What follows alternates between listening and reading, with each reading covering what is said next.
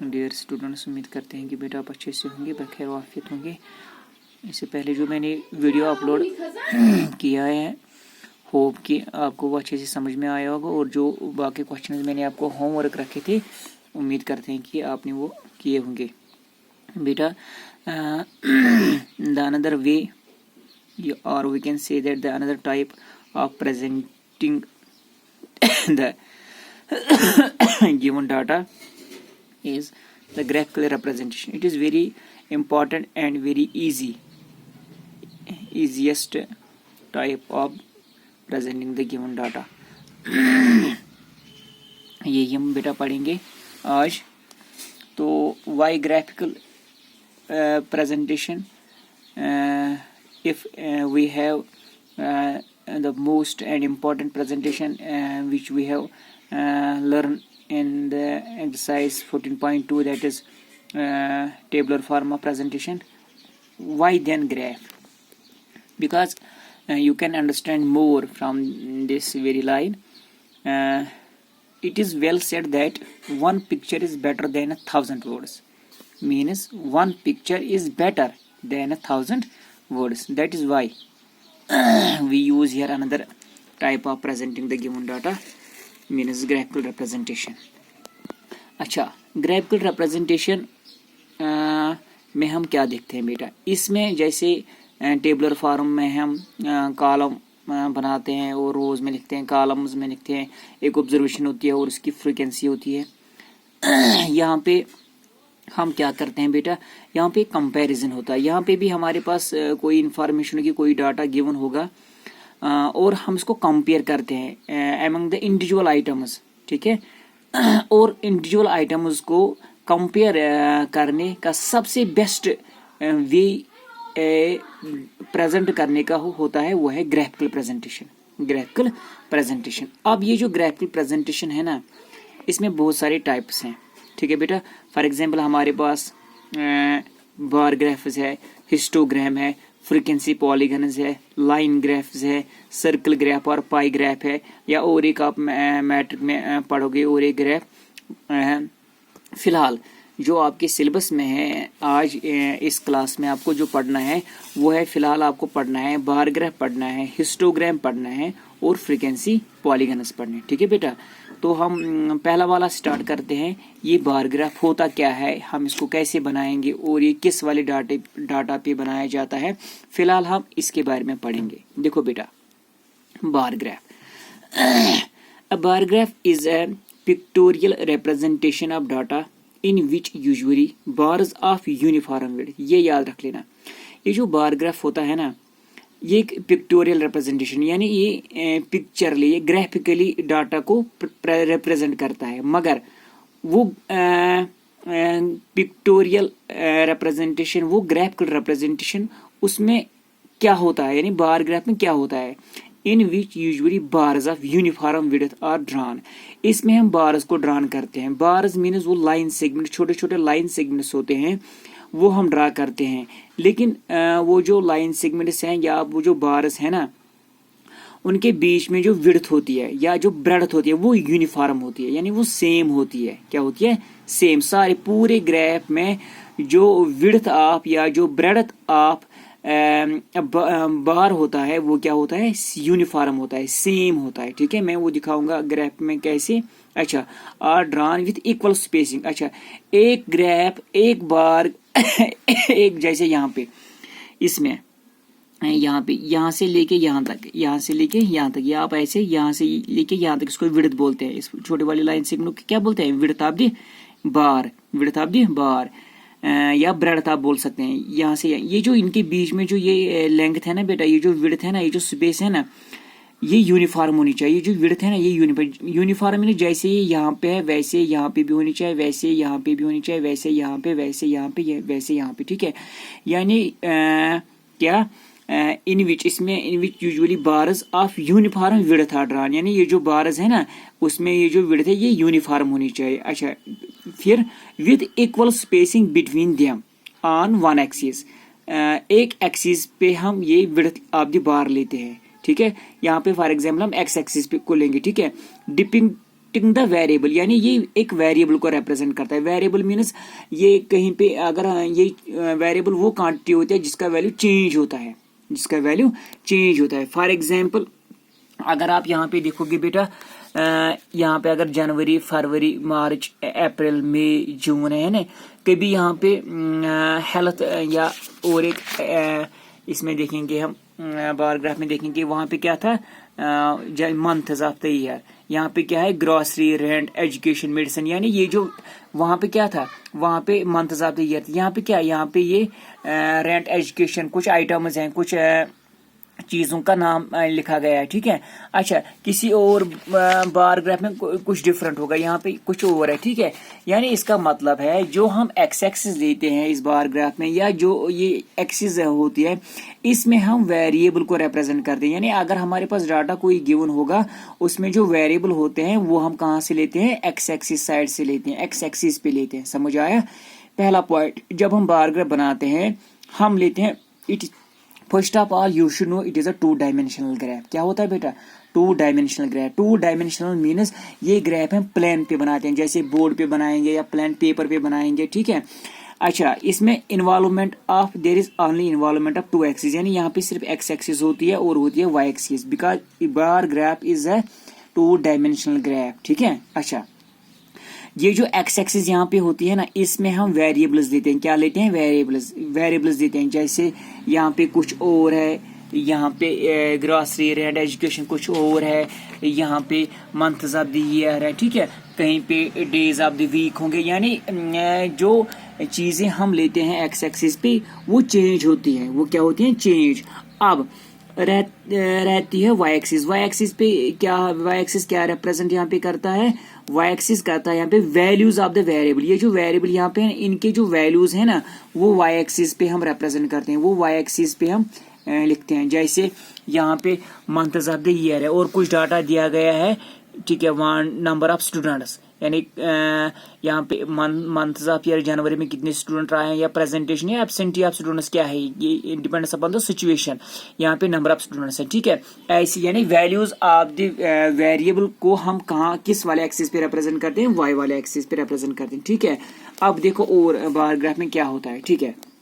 देखो क्या है, a bar graph is a pictorial representation of data in which usually bars of uniform width are drawn with equal spacing, ये मैंने समझा है, between them on one axis, यानी x axis पे हम variable लेते हैं, depicting the variable, ठीक है। अच्छा, the values of the variable are shown on the other axis। ये जो values of the, जो अभी मैं बोल रहा था आपको, values of the variable यानी इन चीजों के जो वैल्यूज होते हैं वो हम कहाँ पे रिप्रेजेंट करते हैं? दूसरे एक्सिस पे। फॉर एग्जांपल कहाँ पे? वाई एक्सिस पे, ठीक है बेटा।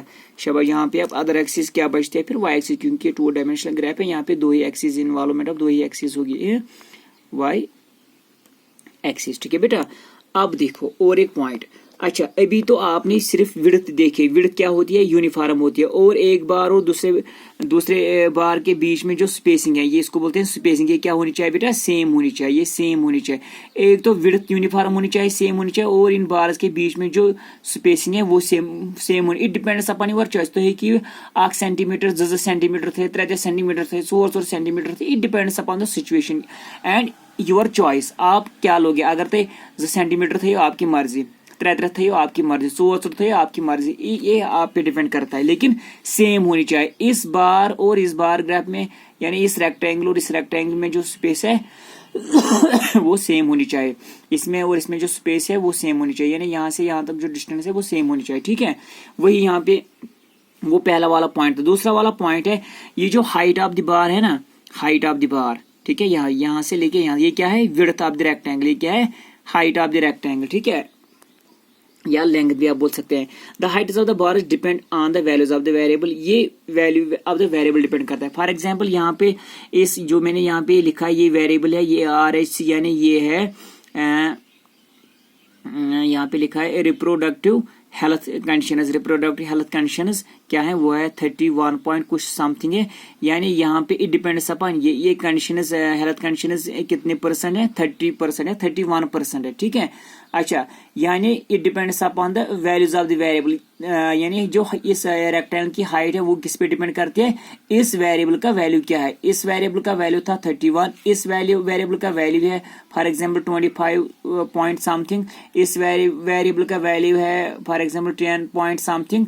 अच्छा, इस तरह इस वेरिएबल का वैल्यू कुछ इससे कम है, इसका वैल्यू ऑफ द वेरिएबल कुछ है, ठीक है। यानी जो हाइट्स ऑफ द बार है ना बेटा, वो डिपिक्ट करते हैं वैल्यूज ऑफ द वेरिएबल, ठीक है।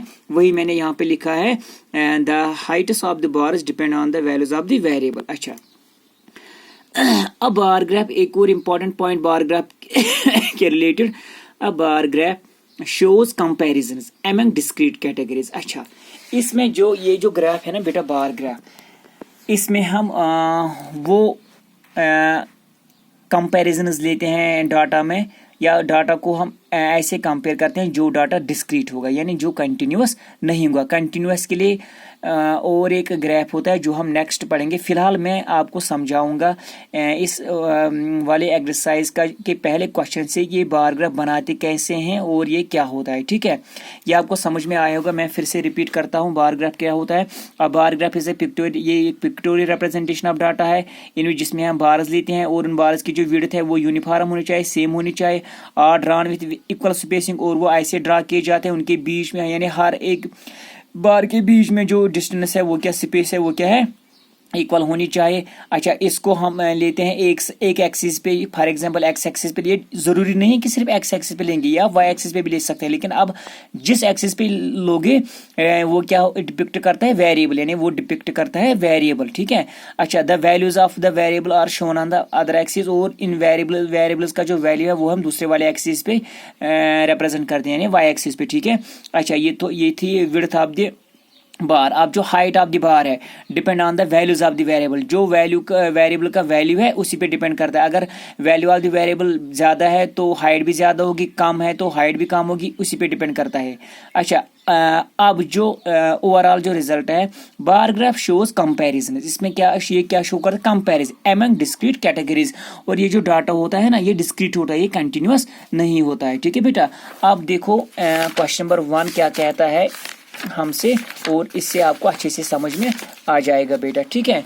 देखो बेटा, first question number 1, a survey conducted by an organization for the cause of illness and death among women between the ages 15 to 44 years worldwide found the following figures।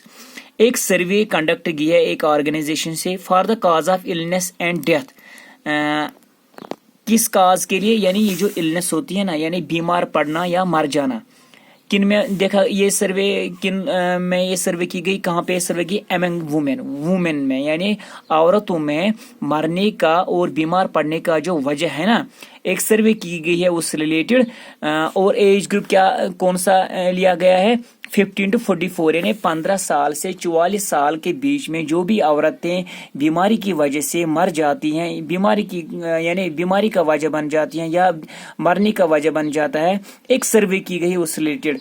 क्या वो जो data दिया गया है ना वो नीचे है, देखो बेटा। काज, मरने का क्या वजह है, एक में दिया गया है कॉजेज, एक कॉलम है, दूसरे कॉलम है फीमेल फैटेलिटी रेट, यानी कितनी परसेंटेज में दिया गया है फैटेलिटी होती है फीमेल्स में, ठीक है। अच्छा, वजह क्या है, कुछ औरतें 15 से 44 साल के बीच में मर जाती हैं इस वजह से।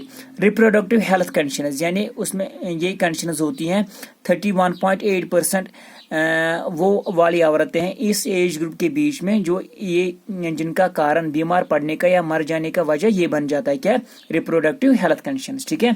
न्यूरोसाइकेट्रिक कंडीशंस, ठीक है, उन औरतों में ये जो कंडीशंस हेल्थ कंडीशंस पाई जाती हैं वो 25.4% है। इंजरीज की वजह से 12.4% औरतें मरती हैं या बीमार पड़ती हैं। कार्डियोवैस्कुलर, जिनको दिल का दौरा पड़ जाता है या हार्ट रिलेटेड जो डिजीजेस हैं उस वजह से जो बीमार पड़ते हैं या मर जाती हैं औरतें, उनकी परसेंटेज क्या है, 4.3। उसी तरह ये काजेज हैं ये फीमेल फर्टिलिटी रेट है, यानी ये वेरिएबल है यहाँ पे ये हेल्थ कंडीशंस हैं। कहीं पे अभी मैंने आपको इससे पहले मैंने दिखाया था इंट्रोडक्शन में, बार ग्राफ के इंट्रोडक्शन में मंथ्स ऑफ ईयर, फिर मैंने और चीज़ें दिखाई थी, ठीक है। अच्छा, ये वेरिएबल है, या ये हम कहाँ पे लेंगे बार ग्राफ में, एक्स एक्सिस पे लेंगे, ठीक है। और ये वैल्यूज ऑफ द वेरिएबल है, ये हम बार ग्राफ पे कहाँ पे लेंगे, वाई एक्सिस पे, ठीक है। अच्छा, बार्स के बीच में जो विड्थ है या बार्स के बीच में जो स्पेस है वो सेम होनी चाहिए, ठीक है। ये मैंने बोला है बार ग्राफ में ये चीजें। बार ग्राफ क्या होता है, जिसमें हम छोटे छोटे रेक्टेंगल होते हैं, यानी रेक्टेंगल मीन्स उनमें विड्थ होती है और हाइट होती है, लेंथ होती है, उनको ही बार ग्राफ कहते हैं। और ये जो डाटा हम उस पे रिप्रेजेंट करेंगे वही representation of a bar graph कहलाएगा। अब क्वेश्चन हमसे पूछता है क्या है, represent the information given above graphically. ये जो इंफॉर्मेशन है ना, इसको ग्राफिकली रिप्रेजेंट करो, ठीक है। अच्छा, which condition is the major cause of women's ill health. अच्छा, सबसे मेन काज, मेजर काज, बड़ी वजह क्या है औरतों में जो पाया जाता है मरने का और बीमार पड़ने का world wide, throughout the world. तीसरा वाला पार्ट क्या है, try to find out with the help of your teacher any two factors which play a major role in the cause. इन काजेस में से मेजर रोल क्या है, क्या है above being the major cause, यानी क्या वजह है ये बीमार पड़ने का और मर जाने का, ठीक है। देखो बेटा, first of all this is a discrete data, it means that ये डिस्क्रीट है। देखो यहाँ पे 13.1.8 है, फिर है 25.4, फिर है उससे छोटा, फिर है उससे छोटा, यानी ये डिस्क्रीट है। फिर है उससे आखिर पे उससे बड़ा, यानी ये शुन कंटिन्यूअस क्या ये data discrete. It means that ये साथ डाटा डिस्क्रीट आसान पता है इन्फॉर्मेशन ग्राफिकली रिप्रेजेंट करें, तेल तम साथ बार ग्राफ बनाओ, ठीक है। बार ग्राफ गो सह ग्राफ यथ मज बार तिमन बारजन हज विड्थ यूनिफॉर्म सेम आसान, तो अकि बार पे 20 बारस तामत यस बार ग्राफ बारस मजन यस स्पेस सह गई सेम। तो हाइट ऑफ द यम वेरिएबल्स नम काजेस किसी कभी काजेस होंगे, कभी मंथ्स ऑफ ईयर होंगे, डेज ऑफ वीक होंगे, क्या होंगे, यानी वेरिएबल्स होंगे, यानी ये अपना वैल्यू चेंज करते हैं, ठीक है। अच्छा, ये हम लेते हैं एक्स एक्सिस पे और ये हम लेते हैं वाई एक्सिस पे, ठीक है। देखो बेटा कैसे हम इसको बार ग्राफ बनाएंगे। देखो यहाँ पे लिखा गया है, इस क्वेश्चन का आंसर में मैंने लिखा है by representing causes on X axis. Cause को हम एक्स एक्सिस पे रिप्रेजेंट करेंगे क्योंकि वो वेरिएबल है, एंड फीमेल फर्टिलिटी रेट को वाई एक्सिस पे रिप्रेजेंट करेंगे, and choosing an appropriate scale, और एक स्केल मैंने लिया है यहाँ पे।